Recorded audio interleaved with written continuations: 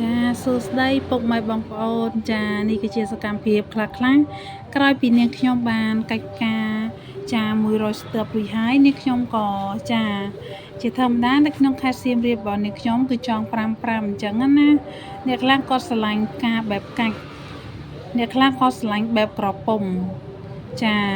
អញ្ចឹងនាងខ្ញុំយកទៅស្វាយព្រះទេអញ្ចឹងនាងខ្ញុំក៏ស្រឡាញ់បែបកាច់ផងកំពុំផងជាភាគច្រើនខ្ញុំស្រឡាញ់បែបកាច់ដោយសារតែចេញផ្កាមកកំពុំស្អាតចាហើយយើងចាប់ផ្ដើមយកចំណងមកយើងរឹតកវាឲ្យតឹងមកបន្ទាប់មកយើងខ្វែងវា3 4 5ជាំឲ្យជាប់នៅលើបន្ទាប់មកយើងទាញរឹតមកក្រោមឲ្យតឹងចាបន្ទាប់មកយើងសោកនៅខាងក្រោម2 3ជាន់មកហើយយើងកាត់ចុងវាបន្តិចមកគឺយើងបានចងផ្កាហើយអញ្ចឹងណាពុកម៉ែបងប្អូន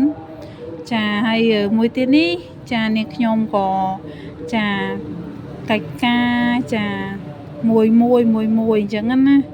ត្រឹមយើងបានកិច្ចការរៀងយូរដែរបើម៉ួយខ្លះក៏យកកំពុំស្រួលទេតែថាយើងអត់សូវបានជាកិច្ចការអីបានយូរអញ្ចឹងណាចាបើថាម៉ួយខ្លះគាត់ចង់បើយើងលក់នៅផ្សារផ្ទាល់គឺយើងត្រូវតែអង្គុយចងកិច្ចការមួយចឹងណាចងឲ្យម៉ួយជឿបហើយចកថងឲ្យម៉ួយទៀតចឹងណាចាប៉ុន្តែភាសាមកខ្ញុំបោះតាមខេត្តគឺខ្ញុំអត់កាច់ចឹងទេចាគឺខ្ញុំលក់បែបផ្កាបេះពីតពាំងភ្លាមខ្ញុំវិចខ្ចប់ដាក់លឹកឲ្យក្រាស់ហើយនាងខ្ញុំក៏បញ្ជូនទៅតាមខេត្តទៅតាមគោលដៅនីមួយទៅចាឲ្យគាត់កាត់ខ្លួនគាត់ទៅព្រោះបើយើងកាច់ពីសៀមរាបទៅគឺវាអាចឡោកផ្កាខូចផ្កាលឿនចាចឹងហើយនេះគឺខ្ញុំយកមកស្វាយព្រះ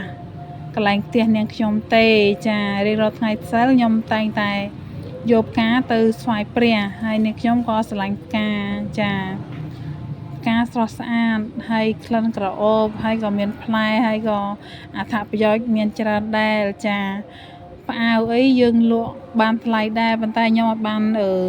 លក់ផ្អើទេខ្ញុំលក់តែផ្កាទេចាអរគុណចាបាយបាយ